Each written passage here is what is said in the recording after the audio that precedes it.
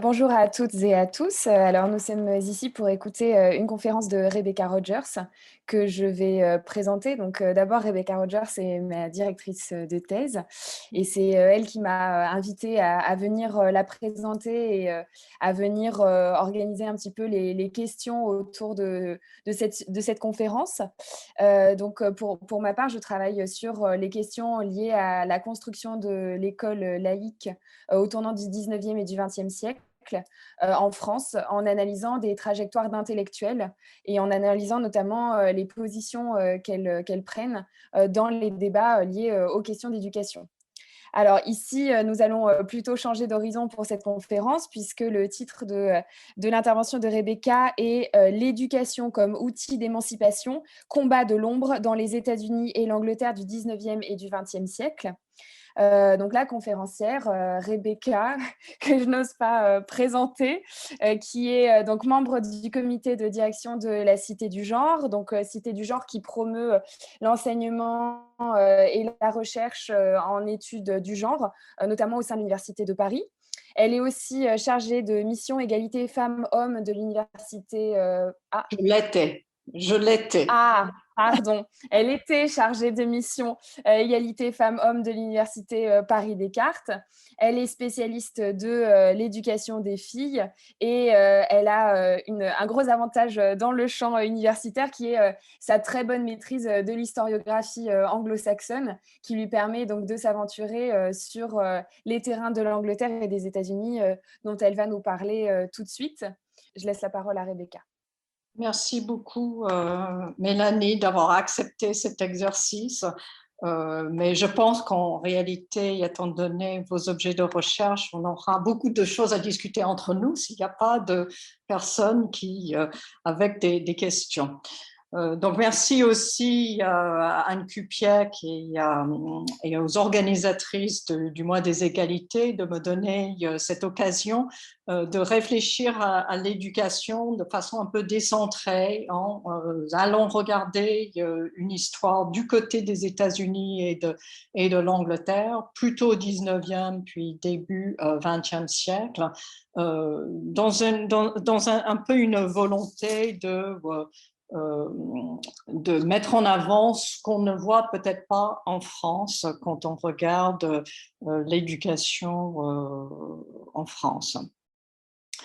Donc, ce que je voudrais faire dans cette conférence, c'est évoquer la manière dont l'éducation des femmes a été mobilisée dans des moments critiques de l'histoire états-unisienne et britannique, en commençant avec la guerre d'indépendance aux États-Unis au XVIIIe siècle et allant en gros jusqu'à la période de l'entre-deux-guerres.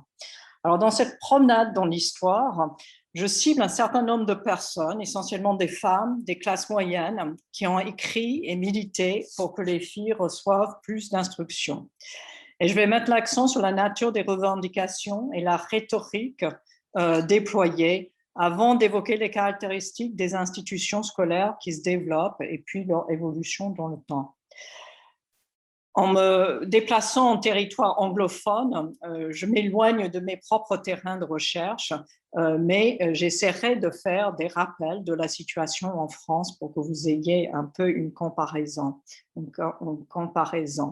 Et j'ai l'énorme avantage, en regardant ce qui se fait aux États-Unis et en Angleterre, de pouvoir m'appuyer sur une longue tradition dans les deux pays de travaux portant sur les femmes pédagogues et les femmes enseignantes, beaucoup plus que ce qu'on peut trouver en France. Donc, j'ai prévu 3 temps et en général, je prends beaucoup plus de temps pour le début pour planter un petit peu le décor, ce qui risque d'être le cas. Donc, de vraiment regarder ce moment dans la dernière moitié, dans le dernier tiers du XVIIIe siècle où un certain nombre d'idéologies sont forgées, puis de regarder un moment contestataire du milieu du XIXe siècle avant de regarder la situation au début du XXe siècle, alors que l'accès à l'éducation est acquis pour les femmes, mais où les difficultés continuent. Alors, je vais commencer avec cette notion de Republican Motherhood qui a été forgée déjà en 1980, donc il y a plus de 40 ans, par une historienne des femmes, Linda Kerber, dans ce livre que vous voyez qui s'appelle Women of the Revolution, Intellect and Ideology in Revolutionary America. J'ai eu la chance d'être collègue de cette historienne qui est une des grandes figures de l'histoire des femmes aux États-Unis. Et dans ce livre, il y a un chapitre spécifique qui pose la question « Why should girls be learned or wise ?» Pourquoi les filles devraient être savantes et, bon, je n'ai pas préparé ma traduction, wise. Dans son étude, elle forge cette notion de Republican Motherhood. Il s'agissait, selon elle, d'une idéologie forgée par des femmes blanches, libres, pour participer au mouvement d'indépendance par rapport à l'Angleterre et pour affirmer un rôle spécifique pour les femmes dans cette période, à la fin du XVIIIe siècle. Un rôle spécifique qui leur permettait d'expérimenter de nouvelles formes d'autonomie politique. Alors, l'association de Republican avec Motherhood est assez explicite. C'est bien à travers la maternité que les femmes réclament une place dans la nouvelle République aux États-Unis. Comme futures mères de citoyens et de citoyennes, elles devaient profiter d'un accès à l'instruction qui leur permettrait d'assumer ce rôle. En précisant d'emblée que les différentes femmes dont elles parlent sont, comme celles que vous voyez à l'écran, des femmes, elles-mêmes instruites, des classes moyennes, voire aisées. Elles sont toutes blanches et elles vont beaucoup participer au débat des idées à la fin du XVIIIe siècle aux États-Unis par rapport à la place des femmes dans ce processus d'autonomisation, d'indépendance par rapport à l'Angleterre. Alors, celle sur laquelle Linda Kerber s'attarde beaucoup, c'est cette Judith Sargent Murray, qui est une dame de la Massachusetts, donc la côte Est, et celle qui développe le plus cette idée que l'indépendance politique devrait être un catalyseur pour l'autonomie féminine. Dans une série d'articles qu'elle écrit dans les années 1780-1790, elle critique l'éducation proposée aux femmes dans les classes moyennes et revendique l'idée d'une instruction qui permettrait l'égalité entre les sexes, comme vous voyez dans cet extrait de son article sur On the Equality of Sexes. L'instruction qu'elle préconise devrait encourager la pensée rationnelle, l'indépendance, les habitudes d'ordre et d'industrie, elle dit. J'espère, écrit-elle, voir nos jeunes femmes initier une nouvelle ère dans l'histoire des femmes. Évidemment, les idées de Sargent Murray étaient potentiellement très radicales dans le lien qu'elle établit entre éducation et égalité des sexes. Mais l'association entre républicanisme et maternité est tout aussi capable de nourrir un discours plus conservateur, comme nous le verrons plus tard. Mais les écrits de Sargent Murray, Abigail Adams, qui deviendra femme du deuxième président des États-Unis, ou Mercy Otis Warren, sont les figures sur lesquelles Linda Kerber s'attarde. Leurs écrits développent l'idée que le domestique pouvait être un lieu politique, où les femmes avaient un rôle clé à diffuser leurs revendications de plus grande autonomie. Et Abigail Adams, dans sa correspondance qui sera publiée à partir de 1840 et qui aura un grand succès aux États-Unis, on voit la manière, par exemple, dans sa correspondance, où elle va contester l'autorité du mari sur son épouse. Donc, un peu le fondement de l'organisation au sein du foyer. Cette valorisation de l'action des femmes dans l'éducation et la socialisation des jeunes à ce rôle maternel sera un outil important pour des revendications plus concrètes par la suite, pour créer des écoles, pour insister sur le besoin de formation pour les enseignants, pour étoffer des programmes scolaires. Et en cela, cette idéologie ressemble beaucoup à ce qu'on trouve chez les républicains français sous Ferry 100 ans plus tard.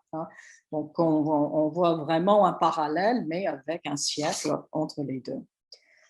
Alors, ces idées de revendication et d'émancipation, ces revendications d'émancipation intellectuelle pour les femmes sont évidemment pas isolées. En Europe, on trouve toute une série de figures, et en Angleterre, le groupe qui s'appelle les Blue Stockings est parmi celles qui sont les plus identifiées.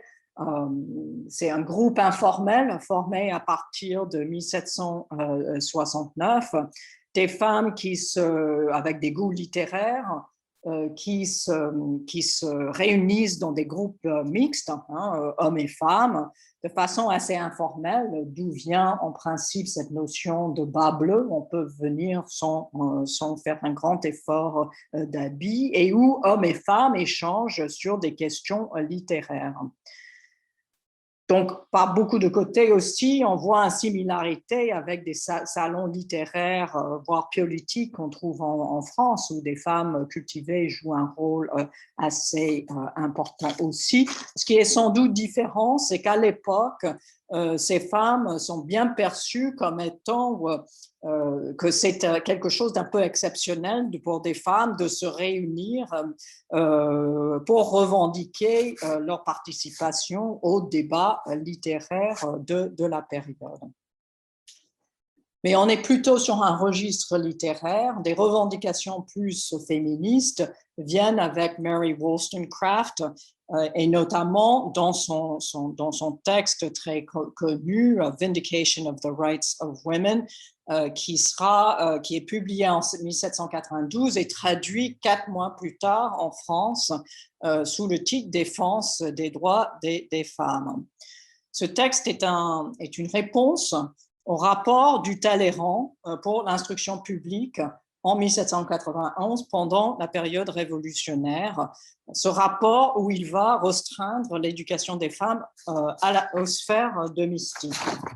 Il écrit Talleyrand: la maison paternelle vaut mieux à l'éducation des femmes. Elles ont moins besoin d'apprendre à traiter avec les intérêts d'autrui que de s'accoutumer à la vie calme et retirée. C'est au sein de leur famille qu'elles doivent en recevoir les premières leçons et les premiers exemples. Que toutes vos institutions tendent donc à concentrer l'éducation des femmes dans cet asile domestique.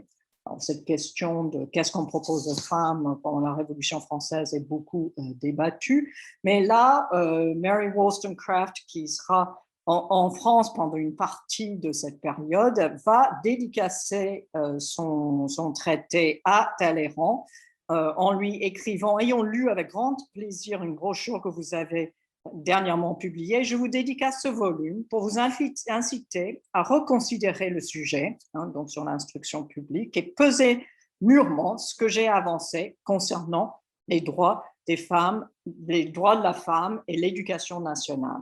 Donc, on voit dans cette dédicace, je vous traduis une partie, mon raisonnement principal est construit sur ce principe simple, à savoir que si la femme n'est pas préparée par l'éducation à devenir la compagne de l'homme, elle entravera le développement du savoir et de la vertu, la vérité devant être commune à tous, sinon il sera inefficace en termes d'influence sur la pratique générale.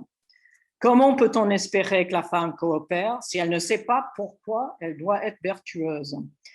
Si la liberté ne renforce pas sa raison pour qu'elle comprenne ses devoirs et pour qu'elle voie de quelle manière celui-ci est lié à son bonheur véritable.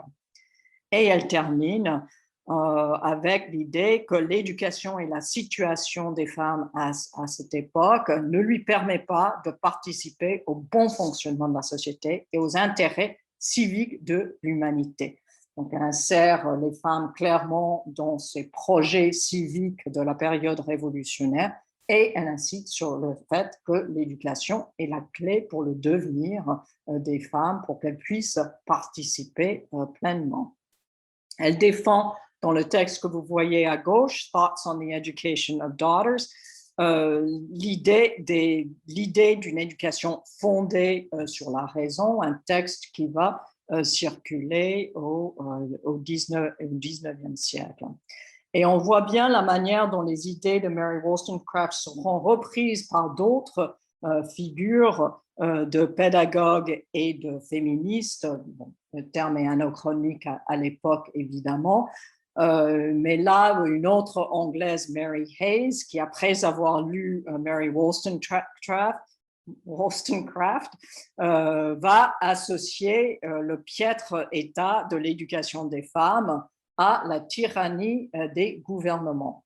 Donc, dans son texte, elle insiste sur les coutumes, les modes d'éducation existants qui sont dégradants pour le caractère des femmes, et elle associe cette piètre éducation, elle le formule dans des termes politiques.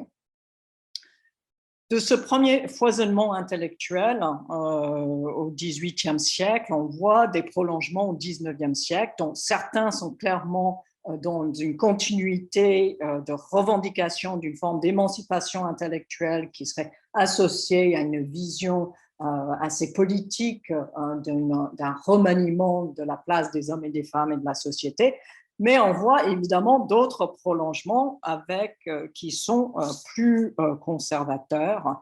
Et c'est d'ailleurs ce sur quoi Linda Kerber insiste dans ses analyses sur cette idéologie de la maternité républicaine, qu'elle est évidemment ambiguë, en insistant aussi bien sur le rôle de la mère et sur la dimension politique du rôle de la mère, qu'elle peut tout aussi bien justifier la participation des femmes à la culture civique, mais en même temps restreindre l'action des femmes et l'accès à une citoyenneté pleine et entière.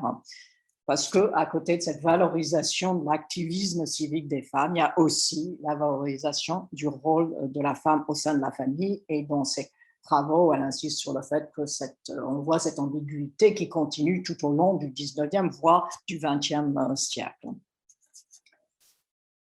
Donc, de l'autre côté, je voulais insister aussi bien sur cette idéologie potentiellement anticipatrice, avec cette autre idéologie du 19e siècle davantage, associée à cette notion de l'ange au foyer, the angel in the house.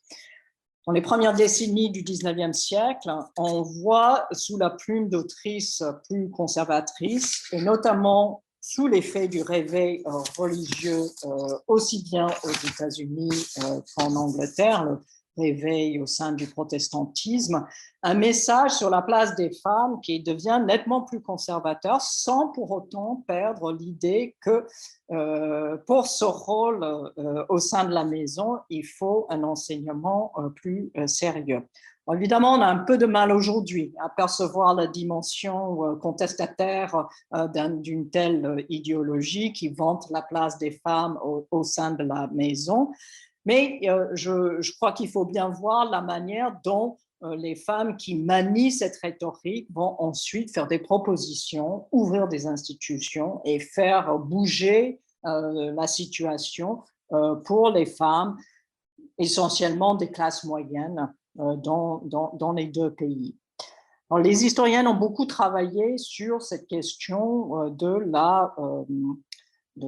cette idéologie de la domesticité, domestic ideology, qu'on voit dans ce tableau du couple royal où c'est le foyer et la reine Victoria comme mère qui est mise en avant plutôt que l'autorité civique.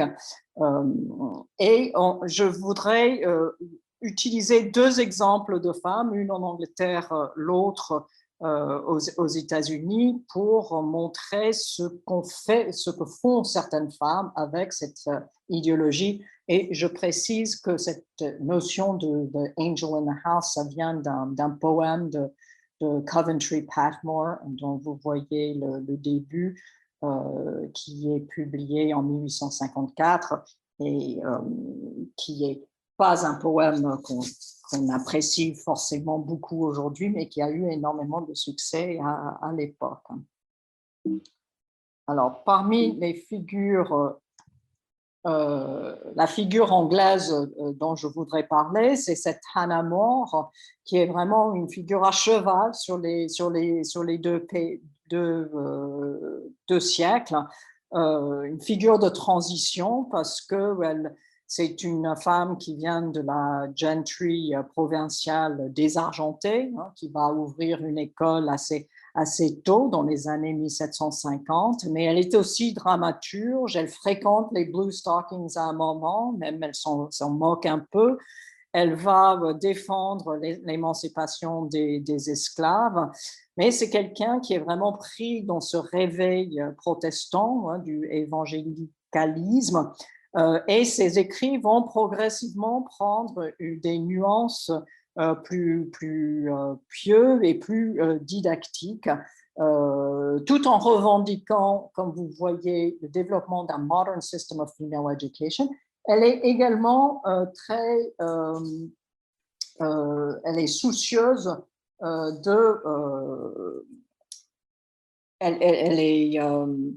elle est soucieuse de préciser que cette éducation meilleure doit permettre aux femmes de jouer son rôle au sein du foyer. Donc, c'est vraiment l'une des figures sur lesquelles s'attardent les historiennes Catherine Davidoff, Leonore Davidoff et Catherine Hall, lorsqu'elles parlent de cette montée de cette idéologie de la domesticité dans la première moitié du 19e siècle en Angleterre. C'est une des pédagogues, une des écrivaines de cette idéologie des sphères séparées, les hommes pour le public, les femmes pour le privé. Elle va tout autant encourager le développement d'écoles pour les pauvres et des enseignements plus sérieux pour les jeunes filles. Aux États-Unis, on connaît bien cette figure de Catherine Beecher qui est là d'une autre génération, pleinement une figure du 19e siècle et sur lequel on a l'avantage d'avoir eu une biographie très tôt hein, dans l'histoire des femmes aux États-Unis, puisque c'est ce livre de Catherine Kish Sklar sur Catherine Beecher est publié en 1873. Donc Beecher est son père est pasteur presbytérien, sa mère est éduquée et tient même une école de filles. C'est une femme qui va bénéficier d'une éducation pour jeunes filles de bonne famille. Mais au moment du décès de sa mère, lorsqu'elle a 15 ans, elle va retourner auprès de son père. Elle était dans un pensionnat et elle va commencer à aider son père, à commencer à écrire et à enseigner. Et lorsque son fiancé va mourir, elle décide d'elle-même d'ouvrir un séminaire, un academy à Hartford, dans le Connecticut, où ils vivent. C'est quelqu'un qui est connu aux États-Unis, surtout pour cet ouvrage que vous voyez en bas à droite, qui est un traité d'économie domestique. Donc, on est bien dans cette même idée que les femmes doivent être mieux éduquées pour mieux tenir leur maisonnée. Mais on voit dans le travail de Catherine Kish Sklar la manière dont cette idéologie de la femme au foyer, auquel elle donne une tonalité assez missionnaire, hein, comme vous voyez dans la citation à gauche, elle voit l'institutrice chrétienne qui va de façon douce et sans faire de bruit prendre sa place, assembler autour d'elle des enfants ignorants, leur apprendre des habitudes de propreté, d'ordre, d'économie, va leur ouvrir le livre du savoir, va leur inspirer les principes de moralité, l'espoir de l'immoralité. Donc là, elle a tout un discours par rapport aux pauvres et pour les classes, les filles comme elle, de milieu des classes moyennes, mais peut-être pas sans beaucoup de dot, elle ouvre après son institution à Hartford, elle va ouvrir une autre institution dans l'Ohio où son père va déménager. Et puis, finalement, cette institution, le Milwaukee Female Seminary, que vous voyez en bas, où elle ne va pas rester comme enseignante, mais qui va vraiment être une institution pour former les enseignantes. Et donc, elle va de plus en plus promouvoir l'enseignement, les écoles normales, et l'idée que les enseignantes doivent avoir une formation de type professionnel. Et aux États-Unis, on a toute une série de travaux qui nous permettent de voir comment d'autres femmes vont s'emparer de cette idée de la place de la femme au foyer pour finalement œuvrer pour la professionnalisation de la carrière de l'institutrice. Je vous donne une série d'exemples avec Mary Lyon, qui va fonder ce qu'on appelle le Female Mount Holyoke Female Seminary dans l'État de Massachusetts, et va devenir une institution qui va devenir une institution d'enseignement supérieur pour les femmes et qui est encore aujourd'hui l'une des grands établissements pour les femmes aux États-Unis. Ce qui caractérise Mary Lyon et les autres femmes dont je vais parler, c'est une volonté vraiment de donner un contenu plus sérieux à l'enseignement des filles, et notamment ce que les travaux des historiennes américaines ont montré, avec une place importante aux sciences au cours du 19e siècle, souvent tout autant d'études scientifiques que dans les établissements un peu similaires pour les garçons. Emma Willard est certainement l'une des plus connues de ces figures qui ont bâti l'idée d'un métier de femme enseignante, de femme qui doit avoir une formation sérieuse autour dans un établissement normal. Et Emma Willard, on la connaît en partie parce qu'elle vient en France et elle va visiter les établissements de la Légion d'honneur sur lesquels j'ai beaucoup travaillé et juger que, bon, c'est pas mal ce qu'on fait en France, mais on a tendance en France à mettre beaucoup trop d'élèves ensemble, ce qui génère un besoin constant de surveillance et ce qui contribue à les infantiliser les élèves, ce qui n'empêche pas quand même de ramener une jeune fille de la Légion d'honneur chez elle pour enseigner le français. Elle va aussi créer cette association pour l'amélioration des enseignantes dans ce mouvement qui est un peu partagé dans le nord-est et dans le Midwest américain. Mais évidemment, je vous mets en avant les personnes avec le discours peut-être le plus revendicatif par rapport au développement de l'instruction pour les filles.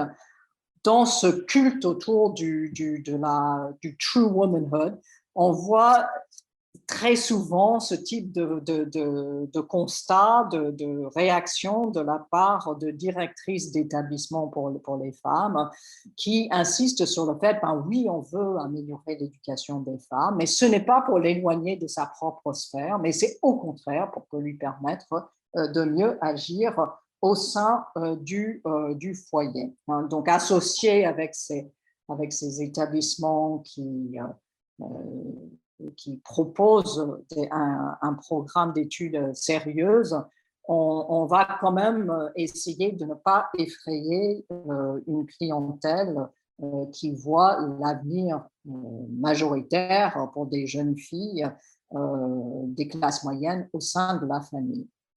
Et vous voyez là encore, même quand on va préciser la nature du programme, on explique, on va évidemment pas former des navigatrices, des opticiennes, celles qui vont créer des almanachs, ni des mécaniciens, des mineurs, des ingénieurs, des médecins, mais il faut quand même qu'elles connaissent un peu d'arithmétique et qu'elles connaissent encore mieux la cuisine et la chimie.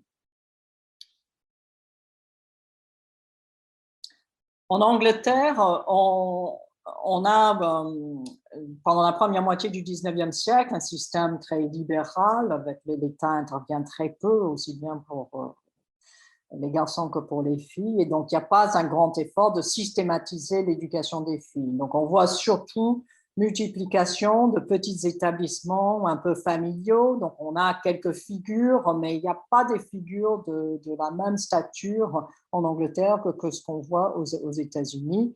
Et c'est plutôt à partir de la deuxième moitié du 19e siècle, dans le contexte d'un mouvement féministe à partir des années 50, et à partir aussi d'une série de commissions qui ont lieu dans les années 1860, qui font apparaître l'hétérogénéité et la piètre qualité de beaucoup d'établissements de filles. Et donc, c'est plutôt avec un petit décalage avec les États-Unis qu'on va commencer à avoir un mouvement qui revendique la création d'établissements de formation plus sérieuses pour les femmes. Et donc, j'insisterai là sur le fait que ce mouvement d'institutionnalisation en Angleterre, mais aussi aux États-Unis, est beaucoup irrigué par les débuts d'un mouvement des femmes à partir du milieu du 19e siècle. Donc là encore, avec quelques... alors, il y a des mouvements évidemment en France en 1848, mais il faut plutôt attendre la fin des années 60 et le début de la Troisième République pour qu'un mouvement se constitue en France, alors que dès 1948 aux États-Unis, on a ce beau texte à Seneca Falls des féministes américaines qui vont imiter, comme Olympe de Gouges l'a fait pour la Déclaration des droits de l'homme, va imiter la Déclaration de l'indépendance pour le tourner à l'avantage des femmes. Donc, je lis simplement quelques passages. Donc, si vous connaissez la Déclaration d'indépendance américaine, c'est très, très frappant, mais peut-être la deuxième colonne, nous tenons comme vérité allant de soi que tous les hommes et les femmes sont créés égaux, qui sont doués par le Créateur de certains droits inaliénables, que parmi ceux-ci sont la vie, la liberté et la poursuite du bonheur. Je saute. La prudence, en effet, veut que les gouvernements établis depuis longtemps ne doivent pas être changés pour des causes passagères et légères, mais lorsqu'une longue suite d'abus et d'usurpations tendant invariablement au même but marque un dessein de les soumettre au despotisme absolu, il est de leur devoir de rejeter un tel gouvernement et de fournir de nouvelles garanties à leur sécurité future. Telle a été la patience des femmes sous ce gouvernement et telle est aujourd'hui la nécessité qui les contraint à demander l'égalité à laquelle elles ont le droit.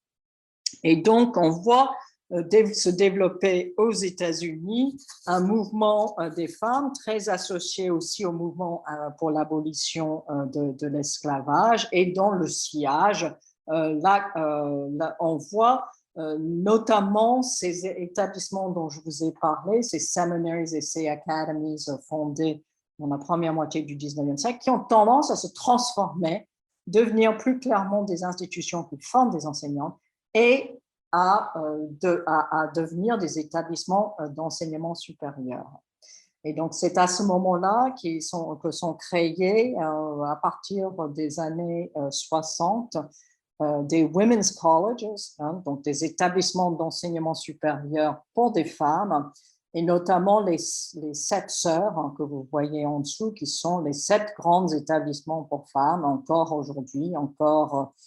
Bon, ils ne sont pas tous, Radcliffe a été absorbé par Harvard, mais qui restent une référence dans l'enseignement supérieur aux États-Unis. Vassar, je pense, est devenu mixte. Mais c'est et là, vous voyez Radcliffe, qui est donc le pendant de Harvard, créé à partir de 1978. Cette deuxième moitié du 19e siècle est aussi un grand moment de démocratisation de l'accès à l'enseignement aux États-Unis et surtout à des études de type secondaire avec la création des high schools qui sont des établissements mixtes plutôt pour les petites classes moyennes et qui se généralisent rapidement sur le sol américain et qui attire beaucoup les filles. Et à la fin du 19e siècle, les filles sont déjà majoritaires au sein des high schools. On voit aussi, alors que d'un côté, on voit des créations d'établissements féminins d'enseignement supérieur, on voit aussi l'arrivée de la mixité dans des établissements d'enseignement supérieur, avec le tout premier établissement qui est celui de Oberlin College, qui est dans l'Ohio, dans le Midwest, fondé en 1833 et qui, dès 1837, s'ouvre aussi bien aux femmes et aux Africains américains. Donc, il y a cette hétérogénéité dans l'enseignement supérieur aux États-Unis qui continue à le caractériser et dans les deux cas qui ouvre des possibilités pour les femmes qui n'existent pas du tout à cette même période en France.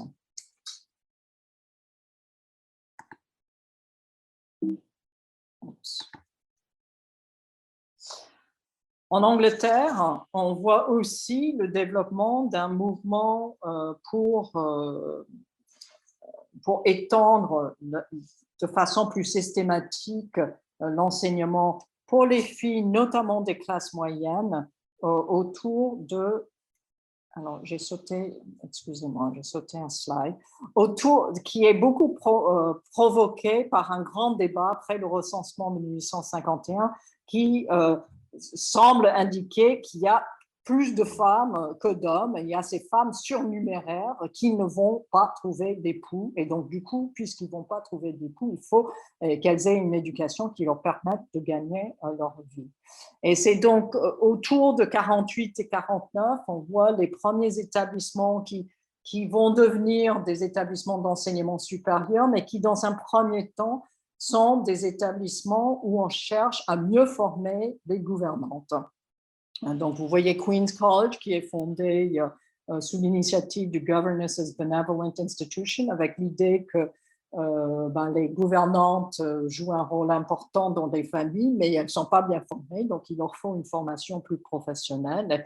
Et puis, vous voyez la création de Bedford College, qui sera intégré à l'Université de Londres 50 ans plus tard et qui sera un lieu où beaucoup des réformatrices de la deuxième moitié du siècle vont y passer, soit pour être formées, soit en ayant des postes dans ces établissements.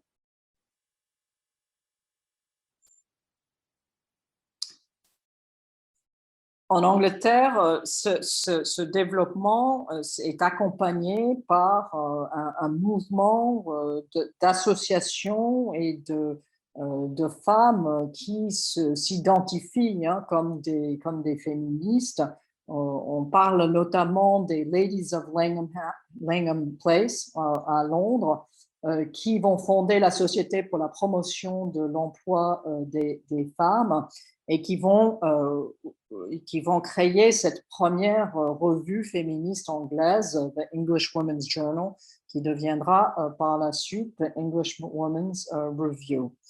Donc, deux de ces figures, Barbara Lee Smith Bodichon et Bessie Renier Parks, ce sont des femmes qui se sont beaucoup investies dans l'éducation. Là, c'est moins des éducatrices elles-mêmes que des personnes qui ont écrit sur le besoin d'améliorer l'éducation et qui vont jouer un rôle de politique, en quelque sorte, pour promouvoir un enseignement plus professionnel pour les femmes des classes moyennes et donc promouvoir un enseignement pour aider les femmes pour aller vers des métiers plus qualifiés. Et ce mouvement accélère beaucoup à partir du dernier quart du 19e siècle en Angleterre, avec des associations féministes dans ce contexte de vouloir systématiser un peu plus l'enseignement secondaire pour les filles en Angleterre après le constat dans les années 1860 que c'était extrêmement hétérogène et souvent de piètre qualité. Donc, vous voyez quelques-unes de ces associations, notamment the National Union for Improving the Education of Women, the Girls Public Day School Company, qui vont être derrière la création d'établissements pour les filles.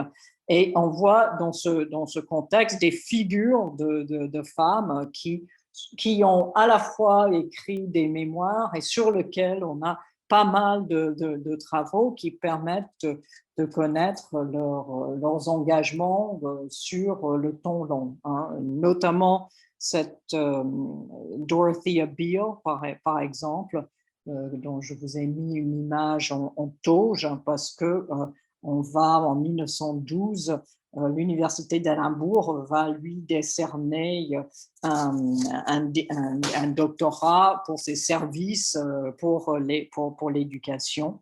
Elle va être une professeure de maths à Queen's College dont je vous ai parlé. Et elle va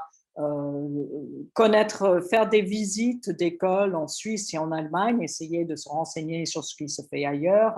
Et elle va, avec Frances Buss, assurer la présidence de l'association of Headmistresses qui est fondée en 1874 et du coup qui est une association qui permet à ce que ces femmes aient une voix publique et donc une forme de conscience professionnelle qui apparaît de façon bientôt par rapport à la France. Dans la deuxième moitié du 19e siècle, on voit aussi tout un développement de Reformed Girls High Schools, c'est-à-dire des institutions qui sont en rupture avec les institutions qui existaient avant, qui ne sont pas organisées en internat, mais qui ont comme objectif d'aider les filles à passer des examens pour aller à Cambridge et à Oxford. Et on voit dans ces Reformed High Schools de la fin du 19e siècle de plus en plus une volonté de se calquer sur les écoles masculines, abandonnant cette ambiance familiale. Et surtout, on voit là l'idée de la domesticité n'est pas très présent dans ces établissements. C'est dans ces établissements aussi où se développe un sport, le sport pour les filles. Et on a et elles vont beaucoup contribuer à la meilleure réputation des établissements pour les jeunes filles. Et puis, ce qui se développe aussi beaucoup à la fin du 19e siècle, c'est l'opportunité pour les filles pour les femmes de poursuivre des études supérieures. Donc, on voit l'ouverture d'établissements féminins à l'intérieur d'Oxford et de Cambridge, Girton College et Newnham College, en même temps que c'est difficile d'obtenir les diplômes de fin d'études et qu'en fait, les universités plus récentes vont être plus accueillantes pour les femmes. L'Université de Londres étant le premier à s'ouvrir pour les diplômes pour les femmes. Et dans ce mouvement d'accès à l'enseignement supérieur, on voit ces Ladies Educational Associations qui vont continuer à jouer un rôle important en soutenant le projet des filles et des femmes d'avoir à la fois accès à l'enseignement supérieur et puis d'avoir accès à la possibilité d'enseigner dans le supérieur. Donc, vous voyez quelques chiffres, donc je n'ai pas trouvé des chiffres qui permettent de comparer en même temps, et vous voyez qu'en France, en 1900, il y a 2% d'étudiantes à l'université, elles sont déjà 16% en Grande-Bretagne. Je ne sais pas aux États-Unis, mais en 1920, elles sont déjà presque la moitié du public. Donc, il y a une avance américaine suivie des Anglaises et les Françaises qui ont plus de mal. Alors, je voudrais terminer en regardant la manière dont ce développement d'un enseignement secondaire puis supérieur va aussi être accompagné par un mouvement féministe qui cherche à aider les femmes à aller vers plus d'égalité avec les hommes. En gros, l'avant-histoire des chargés de mission égalité dans nos établissements. Mais avant, je voulais quand même aussi insister sur le fait que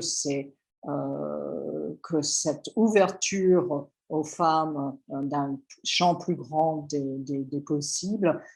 Jusqu'à présent, j'ai parlé que des femmes plutôt des classes moyennes et des blanches, mais qu'il y a un mouvement aussi au début du XXe siècle qui concerne les femmes africaines-américaines dont le sillage de figures plus connues comme Booker T. Washington et W.E.B.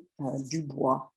Et celle sur laquelle on a le plus d'études, c'est cette Mary McLeod Bethune, qui est fille d'esclaves, qui est une éducation chez les missionnaires, qui pense dans un premier temps qu'elle voudrait être missionnaire, mais qui finit par ouvrir une école primaire en Floride, et qui va progressivement devenir une institution une école, un high school mixte, et puis un établissement d'enseignement supérieur qui s'appelle the Bethune Cookman College, avec une orientation qui s'appuie sur la direction lancée par Booker T. Washington sous le modèle du Tuskegee Institute, c'est-à-dire avec beaucoup d'industrial training, donc un enseignement qui joint les savoirs académiques avec les savoirs plus industriels. Elle sera aussi fondatrice du National Association of Colored Women's Clubs et elle sera la consultante de Roosevelt sur les affaires des minorités dans les années 1930.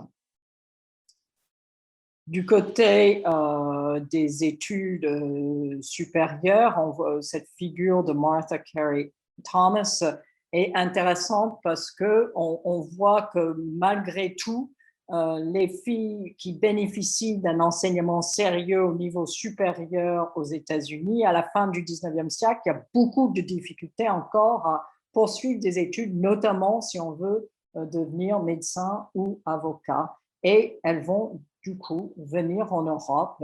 Et là, en l'occurrence, Thomas, elle ira à l'université de Zurich et deviendra par la suite présidente de l'un de ces établissements très reconnus aux États-Unis, qui est Bryn Mawr College, en développant une réputation de rigueur dans les études qui n'a plus rien à voir avec la domesticité dont j'ai parlé au départ. Et c'est ce moment du début du XXe siècle où on voit l'international qui est de plus en plus une solution pour des femmes dans des pays nombreux où il y a des barrières opposées aux études supérieures, où parfois, si on peut faire des études, on n'a pas le droit d'avoir les diplômes. Et donc, c'est le moment où les universités suisses vont accueillir notamment beaucoup de Russes pour qui il y a à la fois une fermeture aux femmes et des pogroms contre les juifs qui font que beaucoup de femmes russes finissent par faire des études dans les différentes universités suisses. Et puis, je vous donne quelques exemples d'autres figures des États-Unis, de la Russie, de la Grande-Bretagne, de femmes qui viennent faire des études médicales en France. Et ça, on le sait depuis longtemps, que les étrangères sont très importantes dans le développement, sont les premières étudiantes en France dans les universités avant la Première Guerre mondiale. Bon, je vois que je suis un peu lent, donc du coup, je passe un peu rapidement pour dire quand même que faire des études dans le supérieur ça reste un combat pour avoir un poste dans le supérieur pour les femmes, avec des différences très nettes entre les différents pays. La présence d'écoles, de women's colleges, évidemment favorise des postes dans l'enseignement supérieur en Grande-Bretagne et aux États-Unis, alors qu'il faut attendre en France. Marie Curie est très exceptionnelle en France au début du XXe siècle, et il faut plutôt attendre après la Deuxième Guerre mondiale pour que le nombre de femmes profs commence à être significatif. Et je voulais simplement terminer en insistant sur le rôle de l'international dans cet accès et dans les discussions sur on a gagné l'idée que les femmes doivent avoir une éducation, mais ensuite avoir une éducation pour jouer sur le plan économique avec les hommes en ayant la même place dans l'espace public. Eh bien, c'est un combat qui continue évidemment aujourd'hui et qui est accompagné par des mouvements internationaux. Et celui avec lequel je termine serait donc cette Fédération internationale des femmes diplômées de l'université, fondée par une Anglaise et une Américaine, et qui va mener le combat dans l'entre-deux-guerres pour que les femmes qui ont pu bénéficier d'une éducation puissent ensuite faire quelque chose avec cette éducation, avoir des professions. Donc, vous voyez là le congrès de cette fédération en 1922, excusez l'erreur de frappe, une association qui, dans un premier temps, imagine qu'elle va œuvrer pour la paix, hein, on est en 1919, et qui va rapidement œuvrer pour des intérêts professionnels des femmes diplômées, agir pour l'égalité, pour les salaires, etc. Et je terminerai ici avec un certain nombre de couvertures d'ouvrages portant sur des femmes éducatrices aux États-Unis, en Angleterre, mais aussi un peu plus largement, pour insister sur le fait que ce qui me frappe en tant que spécialiste de l'éducation des femmes, c'est la manière dont les historiennes américaines et britanniques ont depuis très longtemps mis en avant l'action des différentes femmes qui ont créé des établissements, qui ont écrit, qui ont publié des manuels, qui ont fait bouger les lignes pour les femmes depuis le XVIIIe siècle jusqu'au XXe siècle, et que des travaux similaires en France, il n'en indique pas, il n'y en a pas tant que ça. Une espèce de... Alors, il y a moi-même, j'ai travaillé sur ça, Françoise Mayer, mais souvent sans l'angle plus biographique que donnent les historiennes américaines et britanniques. Et j'y pensais en étant invitée à parler de notre première bachelière française, Julie Victoire Bedaubier. Alors, il existe une biographie, mais qui est très, très modeste, et encore rien d'un peu sérieux sur elle, et d'où un peu un appel à faire découvrir ces personnes, ce que fait en partie Mélanie Fabre dans sa thèse, puisque c'est vraiment autour d'une série de figures de femmes, dans l'ensemble très mal connues, mais qu'elle nous montre à quel point en France, il y a aussi des femmes qui ont participé au débat public et ont joué un rôle dans les discussions par rapport au rôle sexuel des hommes et des femmes dans la société française. Donc, merci de votre attention et au plaisir d'échanger avec vous. Et je sais... Alors, merci. Merci beaucoup, Rebecca, pour cette conférence très dense.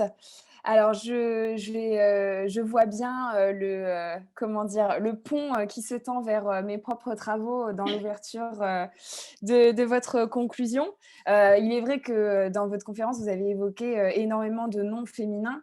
et je ne suis pas sûre d'actrice, en fait, de ce renouvellement des questions liées à l'éducation des filles au 18e, et 19e et au début du 20e siècle. Et je ne suis pas sûre qu'on aurait réussi à faire exactement la même conférence sur une question centrée sur la France, avec autant de détails et avec autant de diversité d'historiographie. Alors, je vais peut-être d'abord relayer une question qui a été posée, qui m'a été posée, mais en fait que j'ouvre donc à tout le monde, de Anna Maria, qui demande depuis quand les femmes ont le droit de vote aux États-Unis, en Grande-Bretagne et en France. Voilà, est-ce qu'on peut relier, on va dire, les questions que vous avez abordées à l'accès aux droits politiques dans ces trois pays? Alors, c'est 1918 aux États-Unis, ou peut-être 19. Hein, je ne suis pas spécialiste de l'histoire des. En tout cas, c'est juste après la Première Guerre mondiale pour les États-Unis, pour l'Angleterre. En 18, les femmes au-delà de 28 ans peuvent voter, mais il faut attendre, je pense, 26 pour qu'il n'y ait pas cette restriction en fonction de l'âge qui n'existe pas pour les hommes. Évidemment, en France, c'est en 44. Alors, est-ce que c'est tentant de mettre les deux ensemble? Je pense que c'est évidemment, ça me frappe que l'éducation est presque toujours le premier combat féministe. Et donc, dans des pays où ce combat a été assez développé, ben, c'est peut-être pas si surprenant qu'on voit une similarité pour les Anglaises et les Américaines, et puis un retard en France où c'est finalement l'État qui agit beaucoup et l'État qui va freiner l'accès au vote. Alors, j'ai pas vu d'autres questions dans le chat, mais si des personnes veulent s'exprimer, évidemment, la parole est libre. Sinon, moi, évidemment, j'ai des questions, mais je Moi, voudrais pas. je veux Oui. bien parler un petit peu parce que je suis Anne Popper, j'étais en train de taper ma question, mais je ne tape pas très vite. Mais en fait, ça s'adresse plutôt à vous, Mélanie, mais dans le prolongement de ce que Rebecca vient de dire, moi aussi, je me suis beaucoup interrogée sur ce retard considérable de la France. Moi, je suis médiéviste, hein, je travaille sur Christine de Pisan. Donc, en France, il y a des femmes très tôt qui se sont occupées de cette question de l'éducation des femmes. Et j'ai l'impression que le gros coup de frein pour la France, c'est la Révolution française, qui était une catastrophe pour le féminisme et l'éducation des femmes. Enfin, c'est l'écrasement de l'âme de Gouges, et puis ensuite Napoléon, le Code Napoléon. Je pense que c'est là qu'on a accumulé plusieurs décennies de retard. Enfin, mais je ne suis pas du tout historienne. Est-ce que ça vous paraît voilà. Bah, je ne sais pas si je prends la parole, Rebecca, ou si vous voulez parler d'abord. Bah, allez-y, vous pouvez réagir. Oui, bah, par rapport à ce que vous dites, Anne, je pense en effet que l'effet Révolution française ne va pas forcément dans le sens comment dire, d'une avancée en ce qui concerne les droits des femmes. C'est notamment ce qu'a montré Geneviève Fraisse, qui a travaillé sur le début du 19e siècle. Et si ma mémoire est bonne, elle travaille sur le texte de Sylvain Maréchal, je crois, qui porte sur l'interdiction d'enseigner la lecture aux femmes. Et c'est là le paradoxe, parce que Sylvain Maréchal est à la fois un homme d'extrême gauche, si on peut le qualifier comme ça, pendant la Révolution française, et en même temps antiféministe, hein, clairement antiféministe dans ce qu'il écrit. Et puis, il y a aussi, pour rebondir sur ce que vous disiez, Rebecca, sur la question du droit de vote, il y a aussi quand même le fait qu'au 19e siècle, en France, à partir de 1848 et dans le sillage un peu lointain de la Révolution française, l'ouverture au suffrage universel, donc à tous les hommes, mais la contrepartie, c'est que l'ouverture aux femmes est presque impossible. Alors que c'est vrai qu'en Angleterre, par exemple, il y a certains droits qui sont progressivement ouverts à certaines femmes, qui sont relativement riches. Mais là, si on veut faire l'équivalent d'un suffrage universel ouvert à toutes les femmes, le pas est immense. Et du coup, je pense que ça aussi, ça a tendance enfin, ça pourrait contribuer à expliquer le retard français sur cette question. Alors, mais moi, j'ai passé beaucoup d'années de ma vie maintenant à essayer de retrouver des femmes euh, des femmes un peu l'équivalent de ce que je vous ai présenté en Angleterre ou en Grande-Bretagne qui portent un discours contre le conservatisme du Code Napoléon, qui revendique une instruction plus sérieuse. Mais c'est vrai que euh, comme ça reste des initiatives assez isolées, il faut attendre que l'État généralise au moment des lois Ferry, création des écoles normales, création des collèges et lycées de jeunes filles. Et donc, du coup, il y a une configuration très différente en France où c'est pas où il y a des femmes évidemment très actives dans ces mouvements, mais c'est quand même l'État qui intervient, qui passe des lois, etc. Alors que tout ce que je vous ai raconté, ce sont des initiatives portées, bon, j'ai mis l'accent sur les femmes, mais elles sont souvent accompagnées par des hommes, euh, dans des systèmes où l'État intervient beaucoup moins dans l'éducation, où l'éducation fait partie de la société civique et les initiatives sont portées par cette société civile. Et ça, c'est vraiment une situation très différente avec la France. Hein. Ou même les figures qui, moi, m'intéressent, ben, quand elles râlent auprès de l'État. Hein. C'est l'État qui doit faire ceci et cela, parce que c'est ben, l'éducation l'enseignement public va progresser parce que l'État intervient progressivement. C'est moins vrai si on regarde tout ce qui est enseignement plus professionnel ou technique, où l'État intervient très tardivement et où il y a des initiatives en amont, municipales en plus. Dans le chat, je vous informe, Rebecca, qu'il y a une discussion à propos de Condorcet sur le fait que Condorcet défendait évidemment l'éducation des filles et la question du fait que son message n'était pas majoritaire et sans doute aussi la question de la postérité de ce type d'initiative, notamment avec la question de la Restauration, l'Empire, le Code civil. Donc, je ne sais pas si vous avez une réaction sur Condorcet. Bah, c'est évident on peut voir, moi j'ai insisté sur Mary Wollstonecraft, mais Condorcet alors il a une tonalité moins féministe que Wollstonecraft, mais quand même il propose un argument par rapport à une éducation égalitaire entre les hommes et les femmes, avec toute une série d'explications qui va s'appuyer sur le rôle de la femme dans la famille, de l'importance d'avoir une femme qui puisse accompagner un homme quand il se retire de la vie publique. Et dernier argument, parce que les femmes ont le même droit que les hommes à une instruction. C'est vrai, c'est extrêmement moderne et ça ne sera pas entendu pendant très longtemps.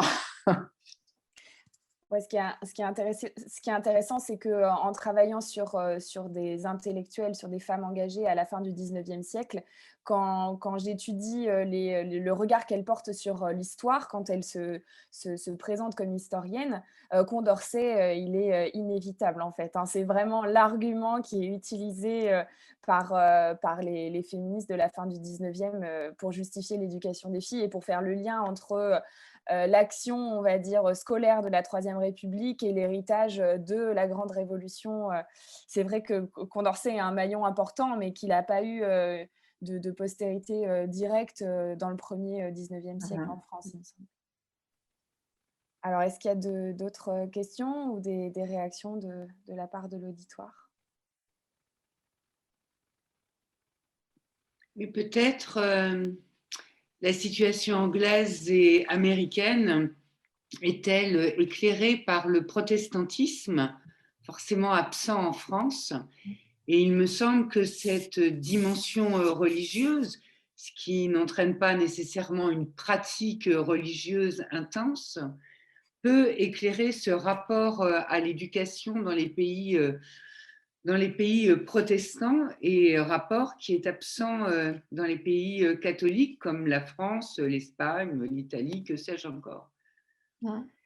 C'est clair que les historiens du protestantisme nous informent très rapidement que tous ces réformateurs républicains, il y en a vraiment beaucoup qui sont des protestants, hein, que le protestantisme Absolument. est clairement Il y a tout un un lien. creuset de la réforme scolaire en France. Et c'est vrai que tout le mouvement du réveil aux États-Unis, en Angleterre, est irrigué par les valeurs du protestantisme et un rapport à l'éducation, à l'instruction qui est extrêmement important.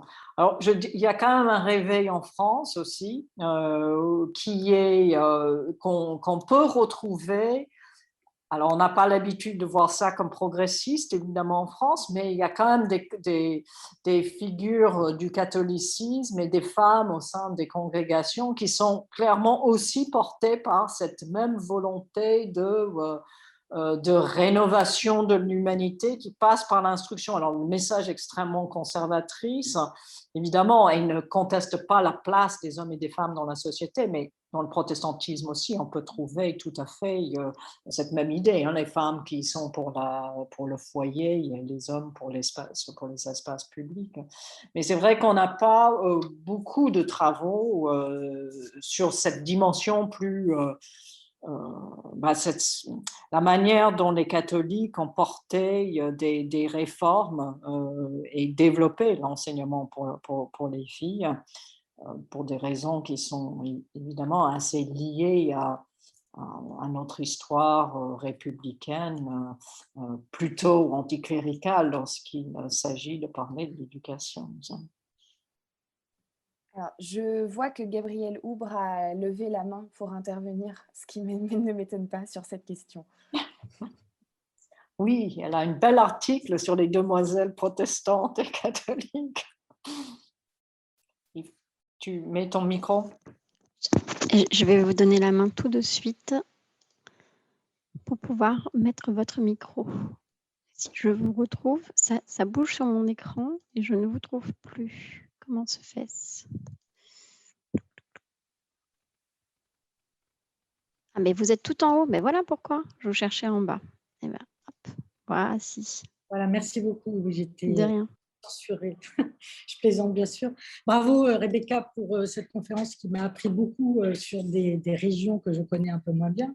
Non, juste pour rappeler que le modèle éducatif protestant a été quand même pas mal discuté et des pédagogues protestantes comme Madame Necker de Saussure ou Madame Guizot ont commencé à avoir quand même pas mal d'audience dès la monarchie censitaire. On peut aussi rappeler quand même si c'est l'ouvrage formidable, enfin moi je le trouve formidable pour l'époque, hein, de l'essai sur l'éducation de Madame de Rémusat, qui quand même est assez proche sur certains points de la culture protestante, notamment sur le libre arbitre, et elle fait d'ailleurs une critique assez sévère du modèle éducatif catholique. Et à partir du Second Empire, le modèle protestant quand même est mis vraiment en balance avec le modèle catholique. Et il y a énormément de discussions sur ce modèle protestant qui va finir par l'emporter d'ailleurs, difficilement, mais il finira globalement par l'emporter. Alors, si je peux juste compléter avec mon petit aperçu de mes travaux donc, au tournant du 19e et du 20e siècle, moi j'ai beaucoup de femmes engagées sur les questions d'éducation qui viennent en fait de religions minoritaires, que ce soit le protestantisme, je pense à Pauline Kergomar par exemple, je pense à Clarisse Coignet, ou que ce soit des juives aussi comme Mathilde Salomon qui est à la tête du premier lycée, si on peut dire, du premier établissement d'enseignement libre secondaire. Et alors, il y a évidemment toute la question du rapport à l'éducation qui entre en ligne de compte, mais j'ai aussi lu des travaux qui me semblaient pertinents sur le fait d'être en situation minoritaire, dans le cas français, hein, puisque ce serait différent en Angleterre ou aux États-Unis, et le fait que notamment avec un régime qui repose au moins en théorie sur la méritocratie et sur l'ouverture des places au concours, les personnes en situation de minorité, donc que ce soit les juifs ou les protestants, surinvestissent en fait ces nouvelles places qui leur sont accessibles avec le nouveau régime. Et c'est très, très visible, notamment quand on regarde les travaux qui ont été faits sur les écoles normales supérieures de Sèvres ou de Fontenay, donc les grandes écoles de filles créées dans les années 1880, qui sont surinvesties par les juives et par les protestantes. Donc je pense qu'il y a aussi cette question de minorité-majorité qui joue aussi parfois dans le surinvestissement des opportunités scolaires ouvertes par le régime républicain en France à cette époque-là, en tout cas. Et donc là, je vois une question sur le lien entre les droits des femmes pour l'éducation et les droits des minorités noires aux États-Unis suite à l'abolition de l'esclavage. C'est vrai que je trouve que c'est vraiment aussi un élément intéressant commun dans les deux pays américains, aux États-Unis et en Grande-Bretagne, le fait que beaucoup de ces femmes qui militent dans les premiers mouvements des femmes, dans des mouvements pour développer l'éducation des filles, sont aussi très engagées dans la question de l'abolition de l'esclavage. Donc, c'est des personnes qui sont sensibles aux inégalités de toutes sortes, hein, mais je pense que le fait d'être dans des réseaux qui œuvrent pour l'abolition de l'esclavage, c'est aussi une forme de socialisation politique pour beaucoup de ces femmes qu'on voit moins dans le contexte français, ou en tout cas ça a été moins étudié, je ne connais pas trop ça. Et que je pense que l'une des choses qui me frappe quand je travaille, quand je regarde l'historiographie sur ces trois pays, c'est quand même le nombre de figures de femmes qui apparaissent en partie parce qu'elles elles ont publié, elles sont reconnues comme ayant été des actrices de l'histoire, alors qu'on en a quand même. Si je demande à mes étudiants de nommer des femmes qui ont œuvré pour l'éducation de tout ordre en France, peut-être pas Pauline Kergomar pour l'école maternelle surgira. Et s'ils ont suivi des cours d'histoire des femmes, peut-être Julie-Victoire Daubié. Mais sinon, je ne pense pas qu'il y ait d'autres noms qui apparaissent, alors que la politisation du combat contre l'esclavage va donner, je pense, des moyens à ces femmes d'avoir un écho à leur combat beaucoup plus grand qu'en France. Mais c'est une hypothèse, je n'ai pas travaillé sur ça. Mais disons la question de l'éducation qu'on propose aux hommes et aux femmes noires aux États-Unis est vraiment très, très passionnant, parce que c'est vrai que celle dont je vous ai parlé, Mary McLeod Bethune, c'est aussi l'idée un peu comme avec les filles, c'est qu'une éducation pour les Noirs du sud des États-Unis, c'est pas la même éducation qu'on va proposer dans un seminary dans la Nouvelle-Angleterre pour des jeunes filles blanches des classes moyennes. Du coup, le contenu n'est pas le même. Il y a un axe sur tout ce qui est enseignement plus professionnel qui est tout à fait revendiqué et qui fait partie aussi des revendications du côté de l'enseignement des garçons. Et du coup, un enseignement qui n'est pas du tout égalitaire par rapport aux classes sociales, par rapport à la couleur de sa peau, quoi. Alors, est-ce qu'il y a d'autres questions ou d'autres remarques de la part des auditeurs? Alors, en attendant que de nouvelles questions se fassent jour, je me permets de vous en poser une, Rebecca. Vous avez parlé donc de la question des blue stockings, les bas bleus, donc avec l'exemple anglais.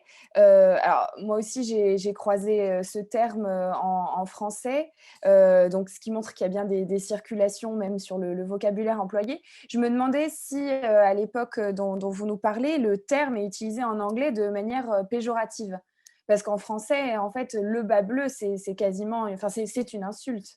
Je me demandais s'il y avait eu, au moment de la circulation en France, ça s'était chargé négativement, c'était devenu synonyme de femme savante, ou si c'était déjà le cas en Angleterre.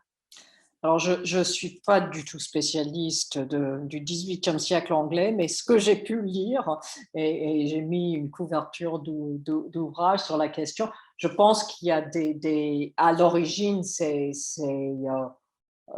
un qualificatif qui est plutôt dans l'informalité, hein, qui n'est pas porté de connotations très négatives, mais assez rapidement, on voit des pour et des contre, hein. Et même Hannah More va se moquer, hein, des Blue Stockings, tout en faisant partie, hein, de ces mêmes groupes. Et donc, le fait est, c'est pas qu'en France où on se moque des femmes savantes, hein. C'est clair que c'est... mais je crois que la teneur du discours sur les bas bleus en France est quand même particulièrement raide, hein, à commencer par Deumier, quoi. Il a une série de caricatures contre les bas bleus qui est quelque chose, hein. Alors, il y a Anne Popper qui a levé sa main. J'avais pas vu. Je me suis posé la même question sur les bas bleus. J'ai vite regardé dans le Robert historique que j'ai toujours sous la main dans mon bureau. Et effectivement, donc c'est un terme, comme vous l'avez très bien dit, Rebecca, qui est apparu en Angleterre, mais qui s'appliquait d'abord à un homme, un monsieur qui portait des chaussettes bleues au lieu de porter des bas de soie. Donc on trouvait, voilà, pour marquer le côté informel dans la participation aux réunions.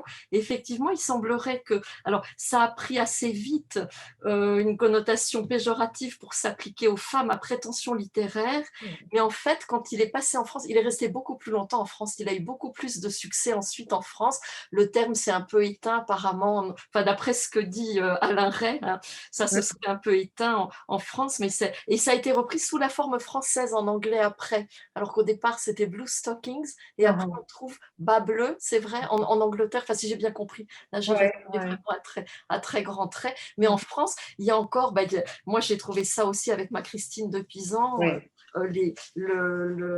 alors son nom m'échappe, enfin, un des grands maîtres de l'histoire littéraire au XIXe siècle qui dit qu'elle est la première de cette insupportable lignée de bas bleus, enfin bon, c'est le terme méprisant pour les femmes intellectuelles. Voilà, pardon pour cette interruption, voilà. Mais j'en profite pour vous dire merci beaucoup Rebecca, c'était passionnant. Bah, moi, j'ai une hypothèse que, étant donné la place du savoir en France et la vision de l'importance du savoir, du coup, ceux qui s'arrogent le savoir ou qui usurpent dans les yeux de certains le savoir, c'est beaucoup plus violent en France. Que aussi bien aux États-Unis qu'en Angleterre, où il y a le savoir, le littéraire n'a pas ce même statut, hein, et donc ça ne me surprend pas que la connotation du bas bleu soit finalement dominant, un bel objet de recherche si ça n'a pas été fait, hein, une histoire transnationale du bas bleuisme. Alors, y a-t-il d'autres remarques ou d'autres questions? Alors, pour ma part, j'avais aussi une remarque, Rebecca. Vous avez parlé des différentes universités américaines qui avaient été pionnières, soit des universités non mixtes ouvertes aux femmes, soit les premières universités mixtes.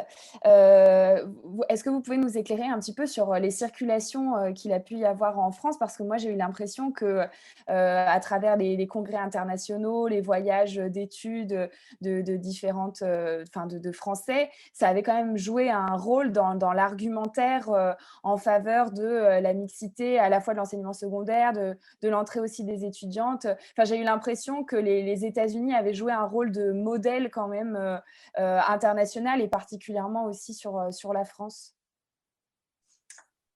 Alors, il y a beaucoup disons, des visiteurs, des missions éducatives, pédagogiques qui vont regarder les établissements. Il y en a beaucoup tout au long du 19e siècle, mais ça s'accélère dans la deuxième moitié du 19e siècle. Il y a pas mal il y a Maria Montagutelli qui a publié un livre qui est vraiment, qui donne des extraits des voyageurs français quand ils vont regarder ce qui se passe aux États-Unis. Alors, ces établissements non mixtes, ça fascine, mais on a tendance, alors ça dépend du voyageur, hein, mais on a tendance à considérer que c'est pas si sérieux que ça, parce qu'en fait, aux États-Unis, il y a ce système à double étage, c'est-à-dire on fait des études supérieures, mais sans professionnalisation, et ensuite, si on veut devenir médecin, etc., on fait des études après. Mais la plupart de ces colleges, à l'origine, ils n'ont pas la possibilité de faire un doctorat. Donc, c'est pas considéré comme des universités puisqu'on ne peut pas avoir un doctorat. Et donc, on trouve ça curieux, intéressant, avec des femmes très, très éduquées, mais c'est un peu un pis-aller. Disons, c'est vraiment une structure qui n'existe pas en France. Hein. Le fait que c'est comme si on s'est arrêté à la licence sans que la licence soit vraiment très importante à l'époque. Et la mixité, on constate que la mixité, ça marche aux États-Unis. Alors, ça marche dans les lycées et on conclut que c'est pas du tout possible en France parce qu'on a des mœurs qui permettent pas de mettre des adolescents, hommes et femmes ensemble. Mais j'ai moins travaillé sur la comparaison au niveau de l'enseignement supérieur et je suis pas certain qu'il y ait une vision très partagée parce que c'est tellement hétérogène, hein, le paysage de l'enseignement supérieur aux États-Unis. Bon, encore aujourd'hui, les commentaires, on a tendance à connaître les très grandes universités privées, hein, et ne pas connaître les universités d'État ou ceux qui sont vraiment très, très spécifiques. Donc, je ne suis pas certain que ça ait eu un impact autre que rhétorique pour défendre un point de vue. Mais c'est vrai qu'en France, on discute un peu de l'idée de créer une université de femmes, mais ça ne c'est jamais vraiment très sérieux. Hein. Et c'est clair que par rapport à l'accès au professorat, avoir des établissements de femmes, c'est un sacré coup de pouce pour beaucoup de ces femmes. Hein, et qu'on soit encore en 2021, on va faire le pourcentage de femmes professeurs dans des universités alors que les étudiantes, on est autour de 2/3 des étudiantes dans les universités. Ça montre bien qu'il y a eu, ça a joué un frein assez important. Ceci dit, je ne connais pas les chiffres en Angleterre et aux États-Unis et ça serait difficile de les établir. Alors, y a-t-il des réactions avec la perspective ultra contemporaine que vient d'ébaucher Rebecca? On entre là dans les questions politiques glissantes. Alors, s'il n'y a pas de réaction, moi, j'avais quand même aussi une remarque par rapport à ce que vous avez dit dans votre conférence au sujet de la manière dont les féministes, en fait, quelles qu'elles soient, anglaises, américaines, font attention systématiquement dans leur discours à ne pas effrayer. En fait, elles intègrent le contre-modèle de la femme savante, du bas bleu, et elles l'intègrent systématiquement dans leurs argumentaires pour se légitimer en fait et pour éviter d'être accusées de détourner les femmes de leur destin. Moi, j'ai aussi vu ça très fréquemment à la fin du 19e, au début du 20e siècle français. J'ai l'impression que c'est une constante. Je ne sais pas si on arrive au même constat là-dessus. Moi, disons, c'est un peu à ça que je pensais en donnant comme titre les combats de l'ombre, parce que je pense que de fait, l'affichage public est très souvent très maîtrisé, pas du tout menaçant, qui va dans le sens de ne pas rompre les rapports entre les sexes. Et Et dans le cas anglais et britannique, où pendant très longtemps, ces établissements, il faut une clientèle pour survivre. Et donc, il faut que les familles soient prêtes à payer pour faire ces études. Donc, on ne veut pas effrayer sa clientèle. Disons, il y a peu de parents qui veulent former une jeune fille révolutionnaire. Donc, c'est évident que les pédagogues ont tendance à avoir un discours qui nous paraît pas très féministe.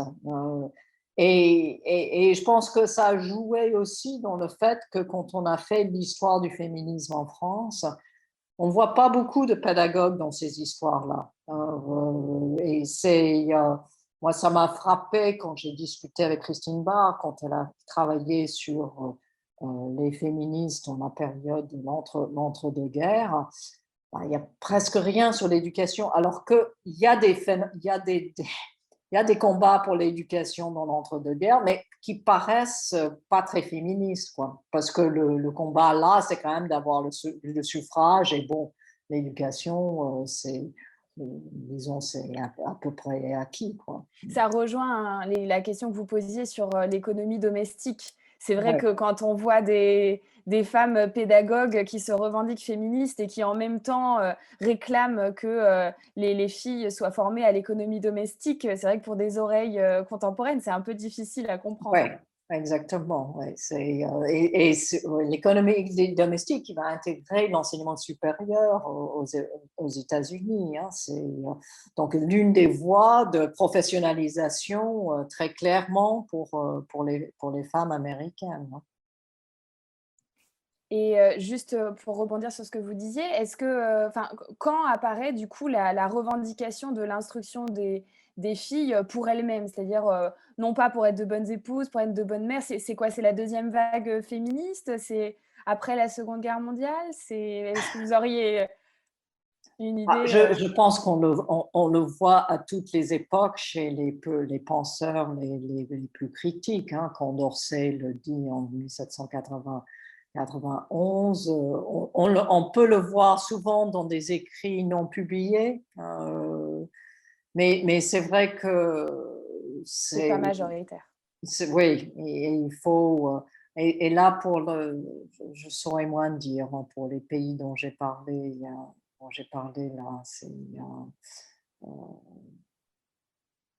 oui, parce que du coup, je lis les autres et je lis les choses publiées, je connais moins les archives. En France, quand même, on voit un désir d'éducation pour soi qui paraît clairement au début du XXe siècle, dans la période sur laquelle vous travaillez, hein, il me semble. Il y a l'idée qu'on a un droit, comme femme, être humain, à avoir un enseignement qui nous ouvre l'esprit. C'est toute la tension entre ce que vous disiez au début de votre conférence sur le fait de se présenter comme mère pour pouvoir intégrer la nation et en même temps l'universalisme en disant on est être humain. Ouais. Je remercie encore Mélanie Fabre et Rebecca Rogers pour cette très belle conférence qui clôture ainsi notre mois des égalités. Et pas le combat pour l'égalité. Et pas du tout, loin de là, je pense. Mais c'était très intéressant et je tiens aussi à remercier l'ensemble de la mission égalité. Donc, nous avons aujourd'hui Anne Kupiec et Anne Popper qui en sont les représentantes aujourd'hui. Et puis, je vous donne rendez-vous. Continuez à nous suivre sur tous les supports Université de Paris pour continuer à permettre à notre mission égalité de faire valoir toutes ces actions et de mettre à l'honneur tout ce qui peut se faire au niveau des égalités au sein de l'université. Merci beaucoup à vous et à Anne et Lara, et puis surtout à Mélanie de s'être prêtée au jeu. Merci à vous, c'était un plaisir. J'ai appris plein de choses. Allez, bonne soirée. Eh bien, merci à tous. Bonne soirée. Au revoir.